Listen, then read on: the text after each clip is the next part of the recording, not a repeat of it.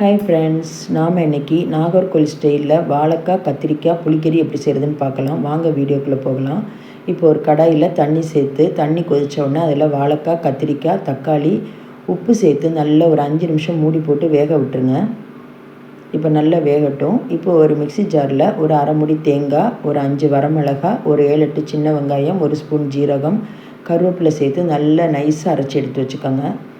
இந்த குழம்பு சாதத்துக்கு ஊற்றிட்டு நீங்கள் சிக்கன் கிரேவி, மட்டன் கிரேவி வச்சு சாப்பிட்டிங்கன்னா இது சூப்பர் காம்பினேஷனாக இருக்கும். இப்போ நல்ல காயெலாம் வெந்துருச்சு. இப்போ அந்த அரைப்பை ஊற்றிட்டு கொஞ்சம் மஞ்சத்தூள் சேர்த்து நல்லா கொதிக்க விட்டு இறக்கி விட்டுருங்க. இப்போ அதுக்கு ஒரு தாளிப்பு கொடுத்துடலாம்.